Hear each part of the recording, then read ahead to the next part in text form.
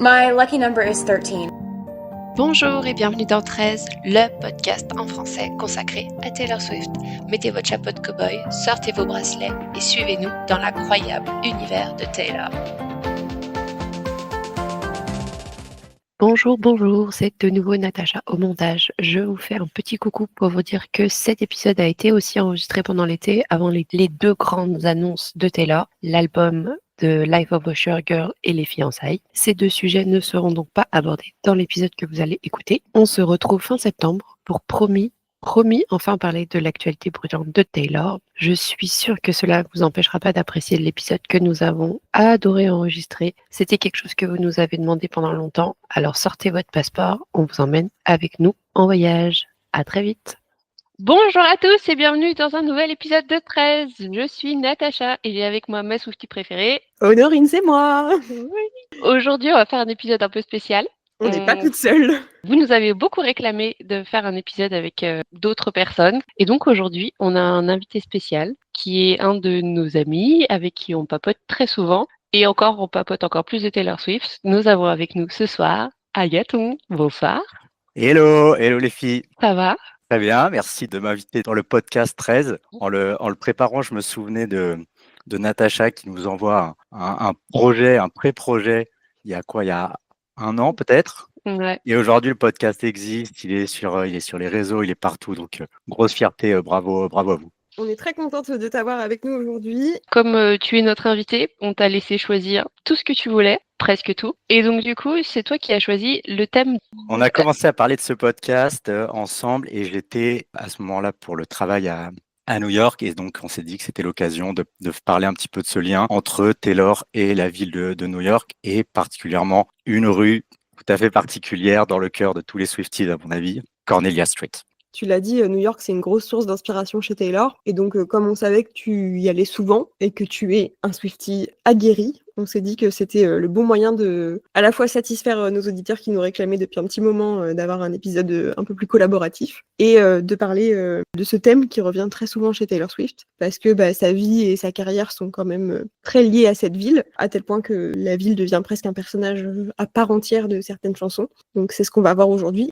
Peut-être avant de commencer, avant qu'on monte dans l'avion pour traverser l'Atlantique, est-ce que tu veux parler de toi, nous expliquer qui tu es, ce que tu fais, est-ce que tu lis des livres, est-ce que tu vas au cinéma? Je pense que je passe beaucoup de temps à parler avec Honorine et Natacha de Taylor Swift sur Internet. Ça, c'est déjà presque un mi-temps, j'ai envie de dire, dans mon activité de tous les jours. Blague à part, comment j'ai rencontré Taylor, peut-être? Ouais. Alors, contrairement à ce qu'a pu dire Natacha dans des podcasts précédents, moi, je considère vraiment que c'est une amie très, très proche. Donc, je considère pas que ça soit quelqu'un de très éloigné de moi et que voilà, il faut mettre de la distance. J'ai pas du tout cette relation-là. Et de fait, je pense que j'ai commencé à rentrer dans l'univers de Taylor à peu près en même temps qu'Honorine, c'est-à-dire vraiment tout au début. C'était, je pense, la fin de mes années lycée. Et puis, album après album, c'est assez unique comme schéma, mais album après album, j'ai connecté avec les albums au moment où ils sont sortis parce que ça représentait quelque chose, un moment de la vie. On a exactement le même âge, donc on a aussi, je pense, traversé, peut-être pas avec la même intensité et avec les mêmes problématiques, mais en tout cas, voilà, des questionnements ou des choses qui fait que, voilà, aujourd'hui, on en est là avec autant de passion. Quel est ton album préféré ou quelles sont les chansons qui font plus vibrer aujourd'hui? C'est d'autant plus difficile et frustrant que au moment où on enregistre cet épisode, je viens d'écouter hier celui sur votre top avec votre tableau hyper complet sur les chansons et que j'ai pas eu le temps encore de faire cet exercice hyper introspectif sur moi-même et sur ma relation avec Taylor.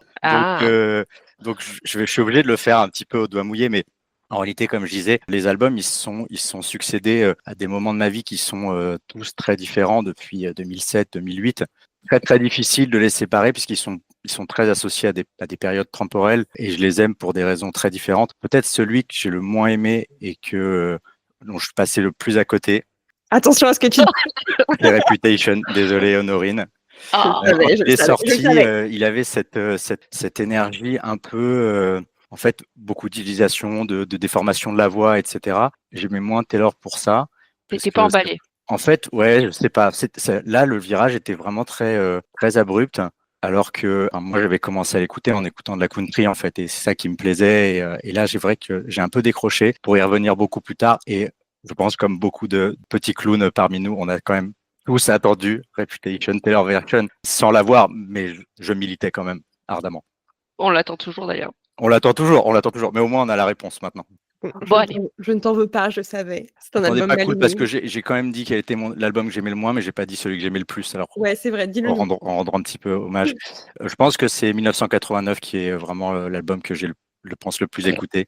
Et j'insiste quand même là-dessus parce que voilà, je trouve que Midnight a été un album qui est arrivé vite, qui est reparti vite parce qu'il y a la tournée qui a commencé, il y a les ressorties des albums, qui fait que c'est un album sur lequel je suis encore en réalité, que j'écoute encore beaucoup et je suis pas du tout passé à autre chose.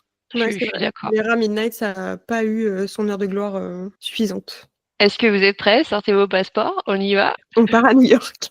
Allons-y, partons pour New York. On retrouve la ville de New York dans une quinzaine de chansons de Taylor à ce jour, donc par ordre chronologique. Nous avons d'abord Come Back Be Here, I Guess You're in New York Today, Holy Ground, Back to a First Glance Feeling of on New York Time, Welcome to New York évidemment, l'ouverture de 1989, Delicate, Dive Bar on the East Side. Alors on ne sait pas trop si c'est New York ou LA, mais nous on a décidé que c'était New York aujourd'hui. Évidemment Cornelia Street, False God, I'm New York City, Daylight, Back and Forth from New York, Sneak in Your Bed, Cardigan, Your Heartbeat on the Highlight, Hoax, You Know I Left a Part of Me Back in New York, Coney Island qui est en plus une île qui est au sud de Brooklyn, Maroon, The One I Was Dancing With in New York, When Emma Falls in Love, She Saw New York When She's in LA, The Torture Poet Department, The Chelsea Hotel, Clara Bow, No One in My Small Town Thought I'd See the Lights of Manhattan, The Bolter, pour terminer, Central Park Lake in Tiny Rowboat. J'avais aucune idée que cette liste était aussi longue. Ouais. En réalité, c'est quelque chose qui revient et que voilà qu'on passe d'une chanson à une autre, etc. Mais même en préparant l'épisode avec vous, j'avais pas pris conscience que c'était aussi important dans la discographie cette ville. Mais c'est hyper important et c'est pour ça que cet épisode va être très intéressant. Tout à fait. C'est presque un personnage à part en fait. Comme Ouais, s'il y avait complètement. une histoire d'amour avec New York et d'autres histoires d'amour à côté. Du coup, on a décidé qu'on allait commencer par un petit cours d'histoire géo avant de s'arrêter sur quelques chansons emblématiques. C'est un peu comme ça qu'on a construit l'épisode avec Agathon aujourd'hui. Agathon, tu vas nous en dire un tout petit peu plus sur cette ville qui ne dort jamais, parce qu'on l'a dit brièvement au début de l'épisode, mais en fait, c'est une ville où tu as passé beaucoup de temps. Et c'est aussi pour ça que c'était pertinent de faire cet épisode avec toi aujourd'hui. Oui, alors je pense que c'est assez parlant en fait que cette ville ait pris autant de place dans la vie de cet artiste parce que déjà elle vient pas du tout de là en fait.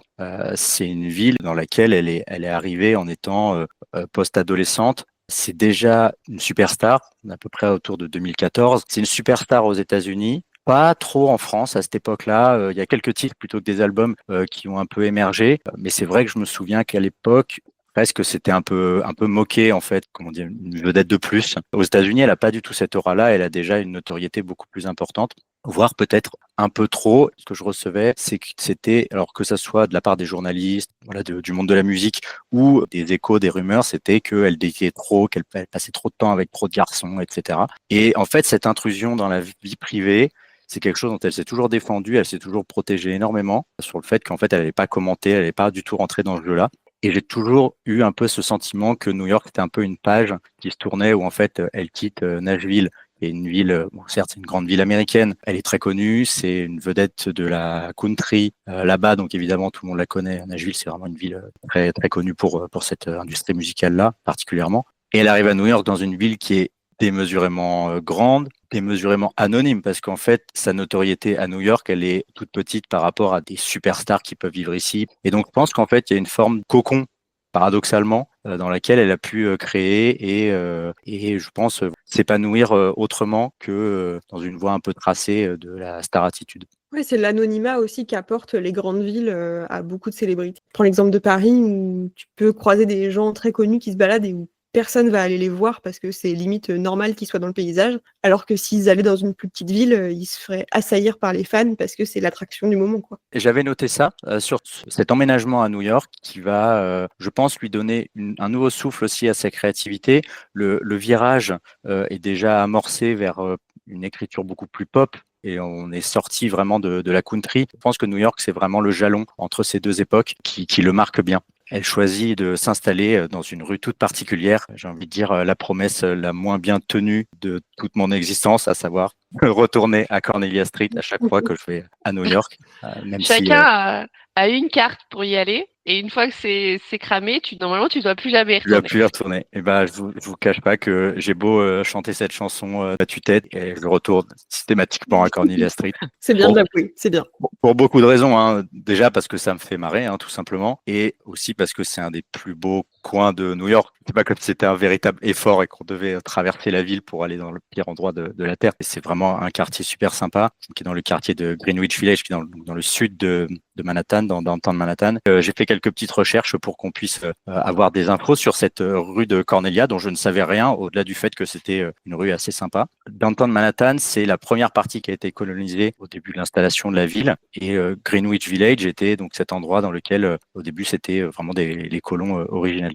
Et à partir des rues au-dessus, à partir de Washington Square en réalité, qui est donc vraiment juste derrière la rue, va se développer ensuite la ville comme on la connaît. Donc c'est assez amusant à voir quand on regarde une carte de New York, c'est qu'il y a un schéma très avec des yeux européens très moyenâgeux. Très carré, non? Greenwich Village, non, justement, c'est vraiment des rues complètement hasardeuses qui respectaient les tracés de l'eau, des collines. Et en fait, il y a des afflux de colons qui sont arrivés autour de 1820 et quelques. Et donc là, on a tracé cette ville hyper rectiligne qu'on connaît avec les grandes avenues qui remontent, Central Park, très les Américains pour le coup. Donc Greenwich Village où elle s'installe, c'est en tirant un petit peu et en abusant un petit peu, c'est un peu plus européen que ce qu'on peut connaître quand on est un petit peu plus haut dans la ville. Oui, puis c'est des bâtiments qui sont assez petits aussi en taille. Oui, tout à fait. C'est des endroits qui s'appellent des brownstown. C'est ces maisons de colons en briques assez basses. Et je pense que celle que vous connaissez le mieux, c'est celle qu'on voit dans le générique de Friends, qui, il s'avère, est à 2 pas du 23 Cornelia Street où était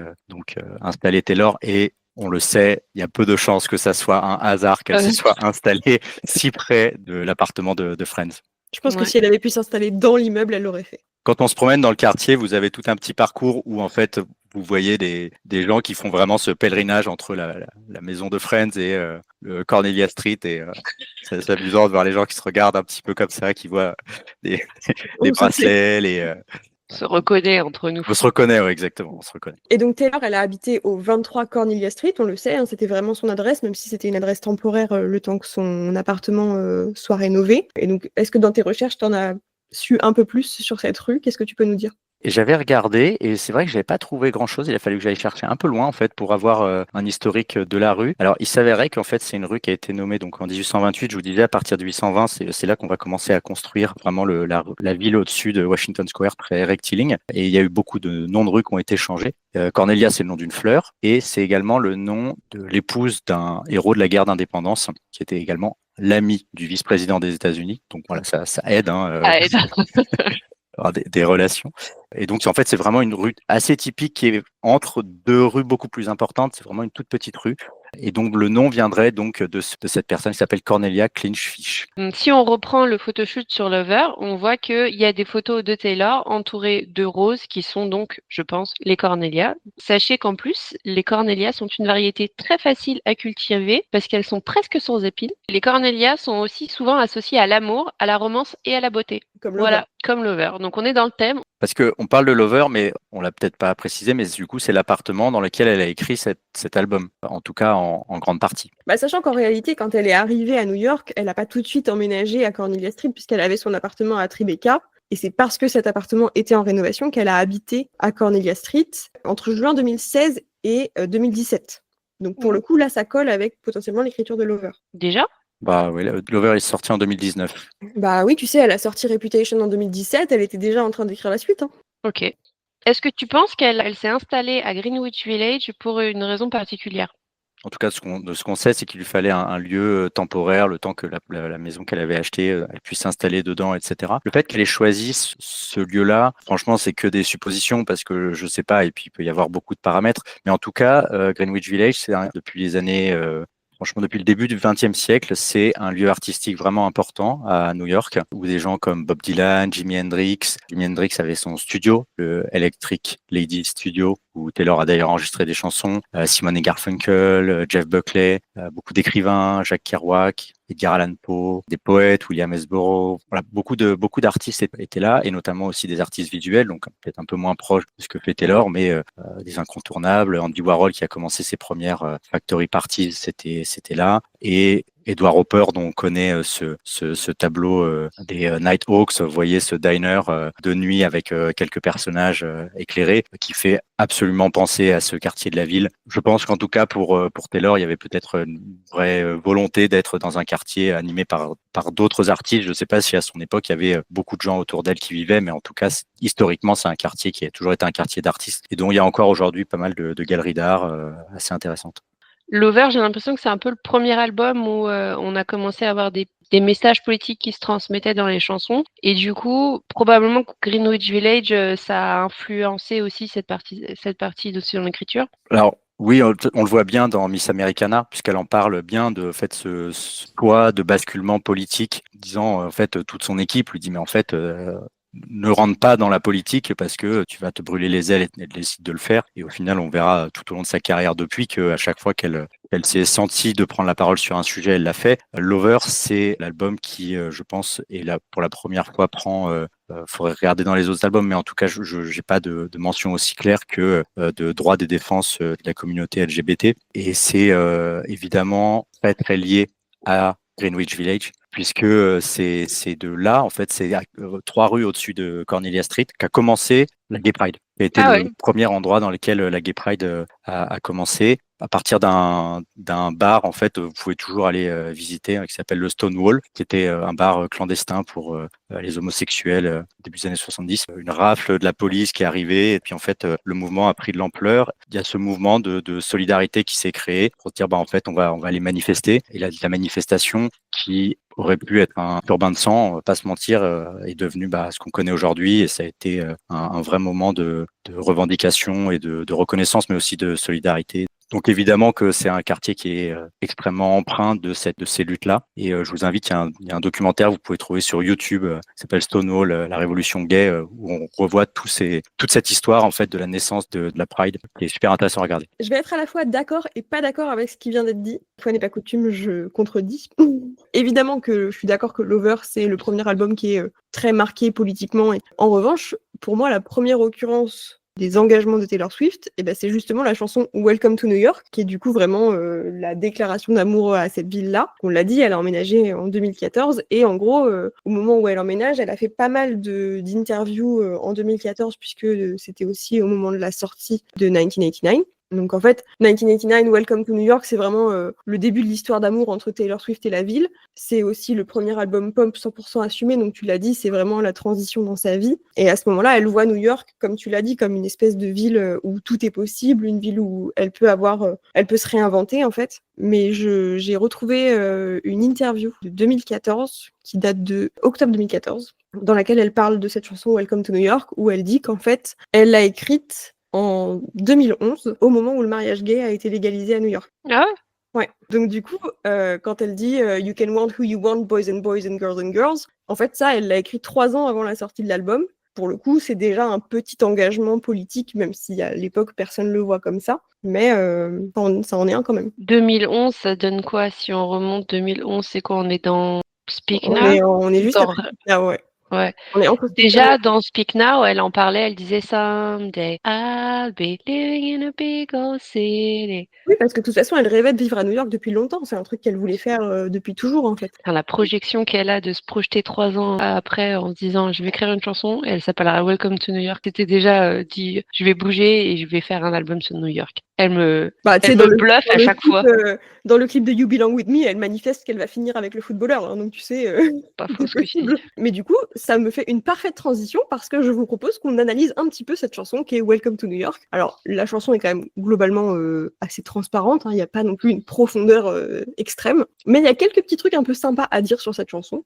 Qu'est-ce que tu penses de cette chanson, Agathon, d'ailleurs ?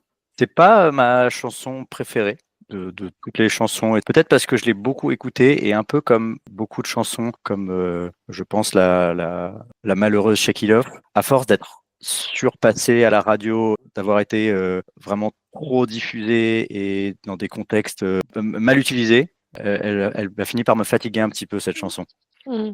Même si je l'aime bien et je l'écoute voilà, régulièrement, c'est pas ma chanson préférée de cet album. C'est vraiment la chanson qui ouvre l'album et avec son petit synthé, ce petit rythme-là, je trouve qu'elle emmène tout de suite dans une autre dimension, voyage. Elle est vraiment, «Allez, venez avec moi, je vous emmène, on va à New York», quoi. Ouais, direct, tu cette espèce de frénésie, musicale qui va bien avec la ville et puis, ce truc, «Welcome to New York, it's been waiting for you», c'est vraiment, le truc la ville t'ouvre les bras, grands Mmh. ouverts, quoi et d'ailleurs, à Comme l'époque, si elle était là, elle te disait: «Bonjour, bienvenue à New ouais, York, on viens avec moi. t'attendait». Et d'ailleurs, à l'époque, la ville de New York avait repris la phrase dans des campagnes publicitaires pour le tourisme. Mais du coup, effectivement, c'est la chanson d'ouverture, tu l'as dit, et c'est une chanson où vraiment, bah, enfin, c'est ce qu'on dit depuis tout à l'heure, mais elle le dit à ses fans: «Bienvenue à New York, bienvenue dans ma nouvelle vie, bienvenue dans cette nouvelle ère de la pop». L'album d'avant, c'était Red. On était un peu entre les deux chaises. On savait pas trop où on allait. On a pris nos cœurs brisés, on les a mis ici dans un tiroir, ce qui n'est pas vraiment ce qu'on dit en français, on dira plutôt au placard. Elle veut plus être définie par ce qu'elle a été auparavant. Elle a décidé d'être une nouvelle personne et c'est vraiment chouette pour elle parce qu'elle a beaucoup d'espoir, beaucoup de volonté d'avancer dans tout ce qu'elle va faire, quoi. Ouais, et en même temps, moi, je trouve que quand même dans cet album, au niveau de la narration des chansons, on retrouve un peu la narration de Red. Donc c'est pour ça que, pour moi, ça me choque pas qu'il y ait des chansons qui aient été écrites à peu près à la même période, parce que je trouve qu'en termes de narration, alors après, tu colles un son pop dessus et ça veut plus du tout dire la même chose, mais en termes de narration des paroles, je trouve que sur certaines chansons, on est assez proche de Red. Quand je pense à cette chanson, moi, je repense toujours au petit clip un peu teaser de l'annonce qui était l'annonce du début de ce qu'on maintenant on appelle les ERA, mais à l'époque, c'était pas du tout ça. Et donc, il y a Taylor qui est tout en haut de l'Empire State Building, comme ça, et qui monte Central Park, et il dit Welcome to New York. J'ai toujours cette image en fait en tête pour à la fois l'album et cette chanson en particulier. Et j'aime bien ce petit clip, en fait. Ouais, c'est assez iconique. Finalement, ça reste quelque chose qui est très visuel et qu'on a tous en tête quand on repense à cet album-là et aussi à cette chanson, quoi. Bah, d'ailleurs, c'était la vidéo de l'annonce de l'album, je crois, hein. Ah, ouais, ok. Mm. En fait, il y a un côté très amical. T'as un peu l'impression que c'est une vidéo d'un copain qui aurait pu t'envoyer, quoi. Ouais, c'est vrai. C'est vrai. On sait que t'es ami avec Taylor, Gaton. Arrête de nous Ah oui, mentir. oui, je sais que vous, non, mais c'est vraiment dommage pour vous, hein. Bon, nous, on a plein de bouteilles de vin à ouvrir avec elle. On est prêts, hein. On a plein de questions à lui poser. Et quelques Easter eggs à déterrer avec elle aussi, ouais. Comme tu es copain avec elle, donc tu as dû aller à Cornelia Street. Oui. C'est la piste 9 de l'album Lover. C'est une chanson qui est écrite entièrement par Taylor pendant que son appartement a été rénové. Elle avait jamais prévu d'y rester aussi longtemps. Et finalement, bah, il s'est passé des choses pendant qu'elle habitait dans cet appartement, ce qui fait que bah, maintenant on en parle tout le temps. Je trouve que la narration dans cette chanson, elle est absolument incroyable. C'est vraiment une des meilleures chansons en storytelling qu'elle ait pu faire, un peu comme All Too Well ou Holy Ground. Je sais que tu l'adores aussi. Merci. On a vraiment un mélange de nostalgie, d'euphorie, de haut et de bas de ce début de relation. On a tous vécu ça. On sait jamais trop comment s'y prendre, qu'est-ce qui va se passer. C'est excitant. C'est vraiment une très très belle chanson. Moi, ça fait partie de mes chansons préférées de Taylor. Ah, Voilà, Team Cornelia. Tim Cornelia. Tu peux nous en dire plus peut-être sur cette chanson? Ce que je ressens de cette chanson, c'est que c'est un peu le symbole physique de leur amour, quelque chose d'intangible comme l'amour. Et comme on est sur l'album Lover qui fait le tour des nombreuses facettes de l'amour, que c'est comme ça qu'elle nous l'a vendu, l'amour c'est une émotion. Donc on va faire le tour de cette émotion qui peut prendre plein de formes. Comme c'est une émotion, par définition, c'est impalpable. Et donc, comment on rend physique quelque chose qui est impalpable? Et ben, justement, en mettant des souvenirs dans un endroit, il y a des choses que je trouve hyper intéressantes, ne serait-ce que dans le premier couplet. Donc, ils rentrent de soirée, ils sont tous les deux dans un taxi, et il y a une association de mots qui me laisse un peu songeuse. On a ces mots drunk, rent et casually. Ces trois mots à côté, on est sur quelque chose de temporaire. On voit bien que un début de relation un peu facile, un peu simple. Elle était en train un peu de baisser sa garde. Ensuite, on va sur a fresh page on a desk, filling the blanks as we go. J'aime bien cette image de la feuille vierge sur un bureau, comme si c'était une nouvelle histoire à écrire, comme si tout était inventé finalement. Ça fait écho à l'image de Taylor. On sait qu'elle est là pour écrire des histoires, elle aime bien nous raconter des histoires. Et on comprend aussi que du coup, comme on est sur une page blanche d'une début de relation, elle n'a pas vraiment d'attente sur ce début de relation, elle sait pas trop, ils sont en train de se laisser porter, ils sont en train de se laisser vivre. On a l'impression, je dis bien on a l'impression, que tout est naturel, que c'est pas difficile pour eux d'être ensemble. Alors, je suis pas forcément d'accord parce que, une fois n'est pas coutume, parce que pour moi, ce début de chanson, il est totalement lié à Cruel Summer, dont on a sorti un épisode assez récemment sur l'analyse de cette chanson. Et pour moi, on retrouve totalement dans le premier couplet de la chanson Cornelia Street les mêmes codes que dans Cruel Summer, le fait qu'elle soit drunk in the back of the car, comme dans le pont de Cruel Summer. Même si, bon, là, on peut se dire que peut-être elle n'est pas ivre d'alcool, mais plutôt ivre d'amour, d'euphorie, de bonheur, ce qu'on veut. Mais du coup, pour moi, on est encore très collé à Cruel Summer avec cette relation où elle joue une espèce de double jeu. Elle est casual, mais parce qu'en même temps, elle se dit que peut-être que lui n'a pas envie de mettre le même investissement que elle a envie de mettre. Enfin, je trouve que c'est quand même un début de chanson qui est assez énigmatique parce que direct après, elle enchaîne avec le Baby, I get mystified by how this city screams your name. Et pour le coup, ça, c'est hyper fort de se dire, dès le début de cette relation, elle associe le lieu à la personne. Tu te dis, putain, la ville, elle crie ton nom, quoi. C'est vraiment hyper fort comme image. Je suis d'accord, mais on voit bien qu'elle sait pas trop où elle va parce que elle dit, l'histoire de le Arrowhead, comme si en fait c'est un peu comme, je sais pas si vous jouez à ça vous aussi, genre si je passe et que j'ai 3 feux verts, alors ça veut dire que. Ouais, ok, je vois. Vous avez ça? Ouais. Et ben c'est un peu ça, genre elle cherche un peu des signes partout pour se dire que cette relation avait bien se passer. Ouais, c'est vrai. J'ai toujours pris cette phrase comme un truc très faussement définitif. I never walk Cornelia Street again. Et c'est vraiment la promesse qu'on se fait de pas refaire la même erreur, de pas retomber dans un piège, de pas retomber dans une relation qui fonctionne pas. Et j'ai toujours senti en fait une forme un peu presque d'hypocrisie assumée de quelqu'un qui a besoin de faire une vraie déclaration à un instant précis, thérapeutique, en sachant très bien que ça sera forcément bafoué et qu'elle y repassera. Et donc j'ai toujours senti ça comme cette espèce de tension un petit peu entre la promesse qu'on se fait, qu'on a envie de se faire, et celle qu'on tiendra pas en fait. Du coup, c'est quelque chose qu'on retrouve vachement dans la chanson. On a le champ lexical du religieux et du mystique. Mystify, Bless the Rain, Religion.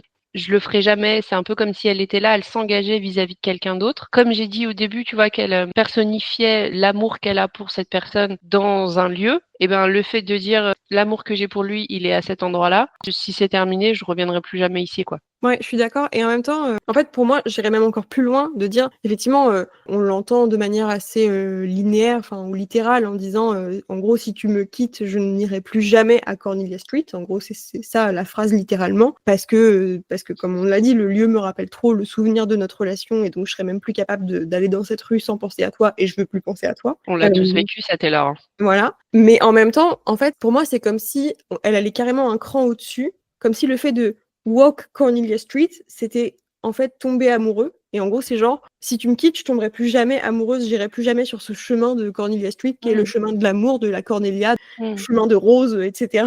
Évidemment que c'est une promesse qu'elle ne tiendra pas. Évidemment qu'on a peut-être tous déjà dit à quelqu'un, si un jour tu me quittes, j'aimerais plus jamais personne dans ma vie. Et en fait, si.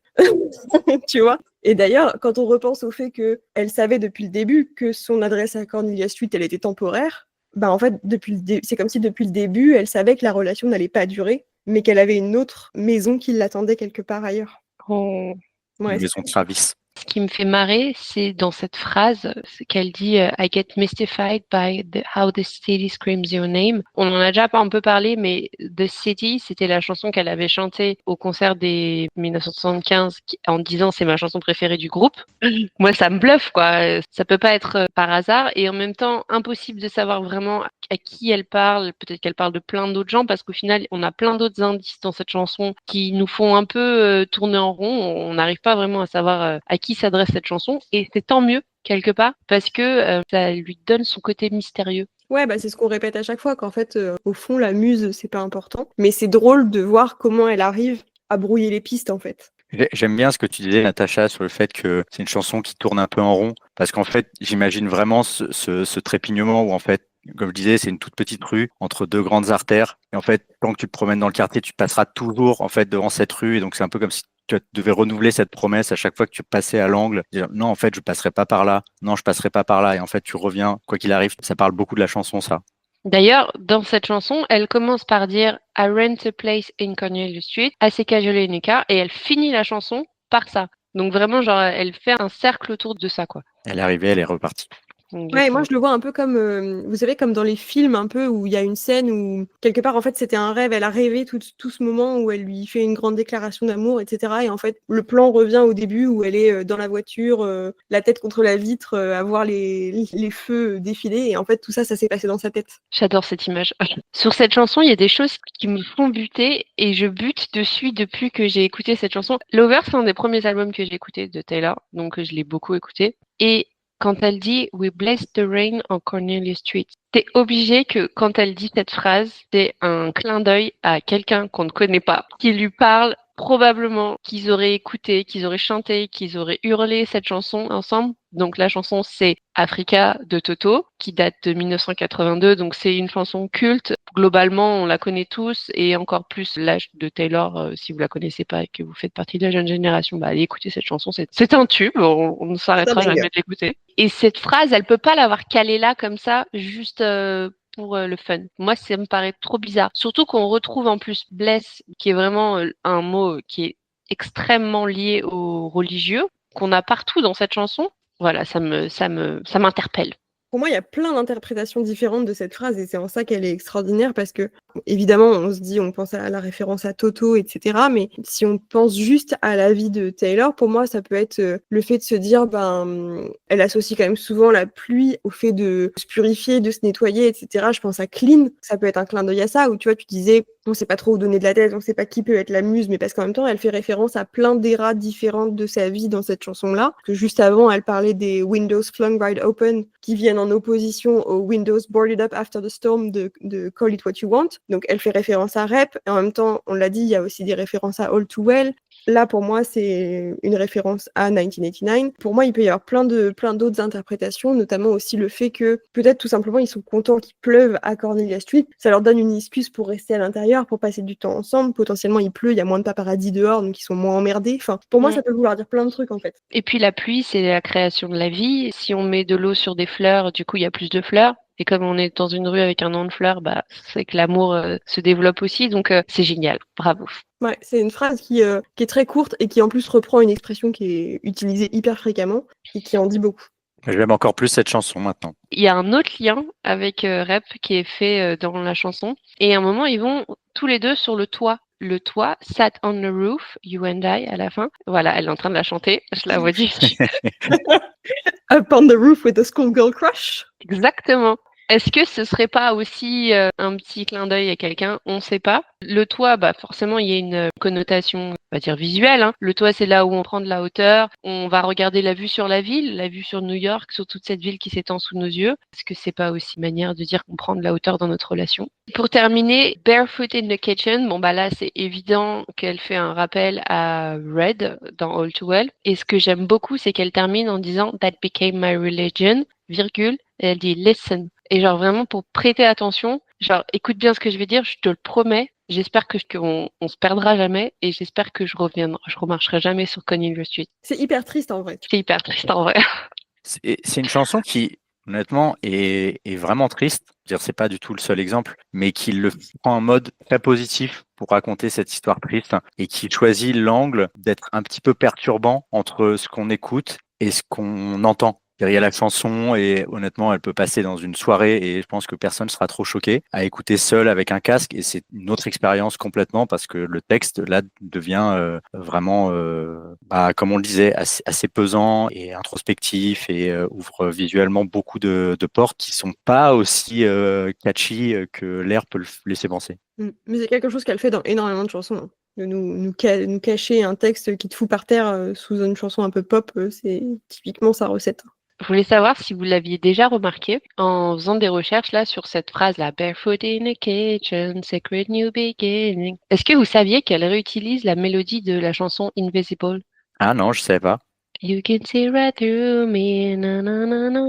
Ok, donc on a encore une autre référence à un autre moment de sa vie. Et ce qui est très fort, c'est que dans cette chanson Invisible, l'espoir de quelque chose qu'elle voudrait avoir dans son couple, elle dit We could be beautiful, miracle, unbelievable. Et du coup, elle est vraiment là encore dans quelque chose du miracle, du religieux. On est toujours dans cette chanson-là. Elle montre à quel point finalement le miracle dont elle rêvait quand elle avait 16 ans, bah il est peut-être en train de se manifester à ce moment-là, quoi. Ça trop chouette. C'est chouette, en effet. Ouais, je pense qu'on a couvert pas mal de choses. On espère que, comme Agathon, vous l'aimerez encore plus maintenant. Et que vous irez. À Cornelia Street.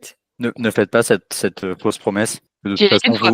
De toute façon, si vous écoutez de podcast, vous irez forcément, donc ça sert à rien d'essayer de faire semblant.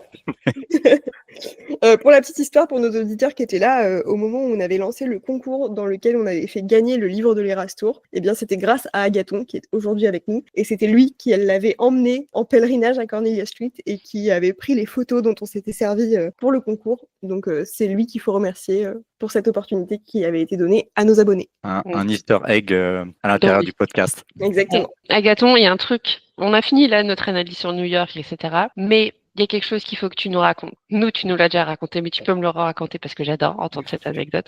Tu as vécu quelque chose d'assez incroyable avec Taylor à New York, dans les alentours de New York. Est-ce que tu peux nous en dire plus, s'il te plaît? Ouais, je pense que comme beaucoup d'entre nous, ça a commencé avec la bataille de Ticketmaster. Et en fait, même, j'ai envie de dire, ça, c'est même une histoire qui a commencé un peu avant ça. C'est que j'étais aux États-Unis au moment de la tournée de Red.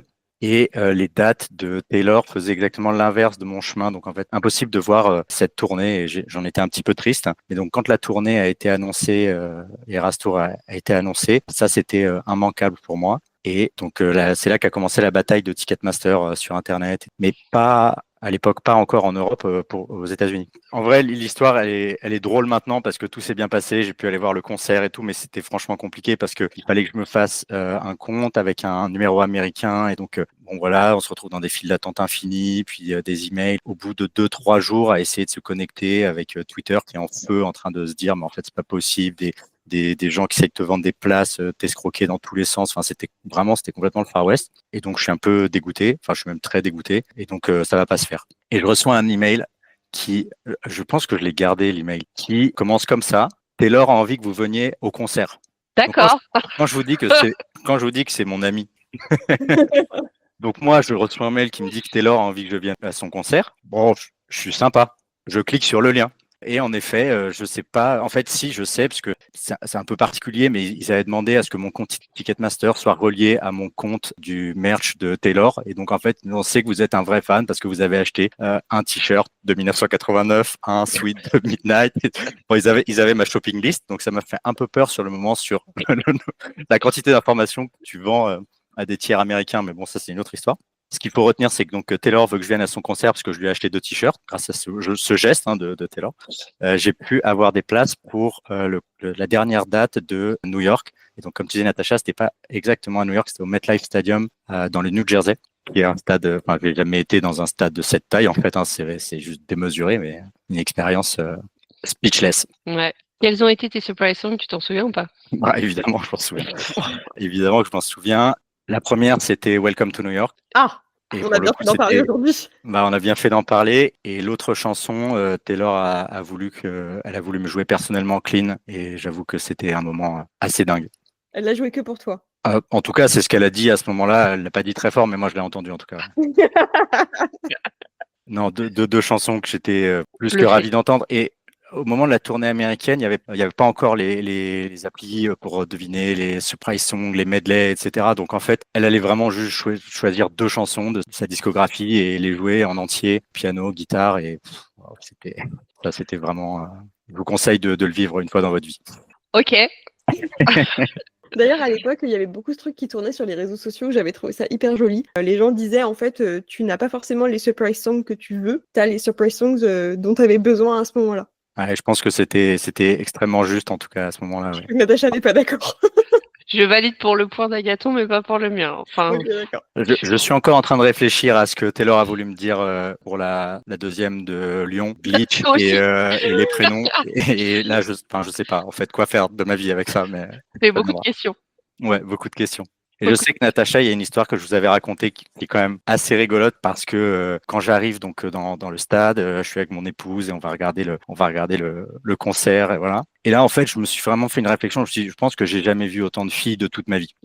Parce que c'est quand même un public extrêmement féminin. Chaque personne que je vois est recouverte de paillettes. Donc, en fait, c'est juste Ça brille. un océan de paillettes et c'est trop beau à voir en réalité. Mais le moment, je pense que je m'en suis le plus rendu compte, c'est à la fin du concert, un truc qui est franchement, faut vraiment le vivre pour y penser. Mais du coup, je vais aux toilettes et les toilettes, c'est les toilettes d'un stade de foot américain. Donc, sont quand même pensés pour accueillir des dizaines de milliers de personnes. Je crois que c'est 70 000 personnes. Et je rentre dans des toilettes pour, je sais pas, il y a 500 toilettes dans le truc. Et je suis tout seul.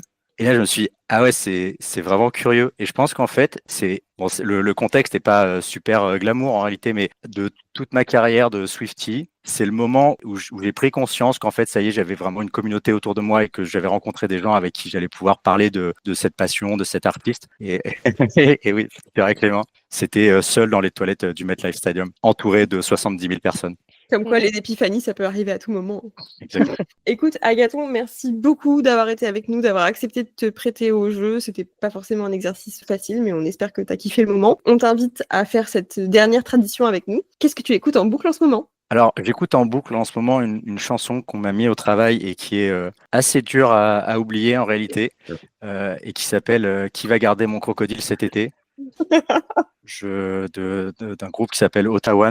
Je vous invite à l'écouter et à passer le même été que moi, à savoir à vous poser la question de qui va garder votre crocodile cet été. Natacha, qu'est-ce que tu écoutes en boucle en ce moment? En ce moment, j'écoute en boucle une très vieille chanson qui date un petit peu et que j'imagine que Taylor a beaucoup écouté aussi, parce que dans ma tête, elle l'a beaucoup écouté aussi. C'est sur un album qui date de 2005 du groupe The Fray. Arrête, c'est la Ouais. chanson que j'écoute aussi en boucle en ce moment. Oh merde. Bon. C'est Over My Head. Oui. Oh. T'es sûr que c'est pas Qui veut garder mon crocodile cet été, la chanson que t'écoutes en ce moment? Non, mais c'est parce qu'avec Natacha, on va bientôt voir The Fray en concert. Donc, du coup, on se prépare pour la setlist. Pareil. Et celle-là, mais elle est tellement belle cette chanson. J'aime tout dans cette chanson, même le pont, il est presque. Je rêve d'un jour que Taylor me fasse un crossover sous cette chanson. Je suis sûre qu'elle a écouté cet album en boucle parce que How to Save a Life, il était dans Grey's Anatomy Ouais, à c'est l'époque. sûr qu'elle l'a écouté. Donc c'est sûr qu'elle a écouté cet album en boucle. De toute façon, 2005, elle était au lycée comme moi, quoi. Donc elle a écouté cet album en boucle. Bah, 2005, j'avais 9 ans. Je te tais, ok? Insolence. Même Et- Agathon, il a eu mal, là. Ouais. 2005, t'avais 9 ans. Bah ouais, je suis née en 96. Ah ouais, ok, ouais, j'étais en première ou en seconde. C'est pas Ouais, grave. tu vois, on était au lycée à cette époque-là. Et c'est vraiment un album que j'ai énormément écouté à cette époque-là. Et je suis sûre, je suis prête à parier qu'elle elle aussi. En vrai, moi aussi, j'ai écouté cet album au lycée. C'est juste que ça faisait quelques années qu'il était sorti. Ah, t'es gentil. T'as bien rattrapé. On vous laisse là pour aujourd'hui. Merci beaucoup d'être arrivé jusqu'ici. Agathon, encore une fois, merci beaucoup d'avoir été avec nous. Merci Ouais, à cœur. vous, merci à vous. Merci d'avoir fait ce petit jeu avec nous. On est trop contente que tu sois venue. J'embrasse tout le monde et je vous dis à très bientôt dans un nouvel épisode de 13. Ciao! À bientôt! Bye bye. Et voilà, c'était encore une belle journée pour parler de Taylor Swift dans notre podcast 13. Si cet épisode vous a plu, n'hésitez pas à vous abonner pour ne manquer aucun épisode et suivez-nous sur Instagram @13.podcast. Vous pouvez également nous écrire pour nous proposer des idées d'épisodes, des chansons analysées ou d'autres théories. Et d'ici là, à bientôt les Swifties. My lucky number is 13.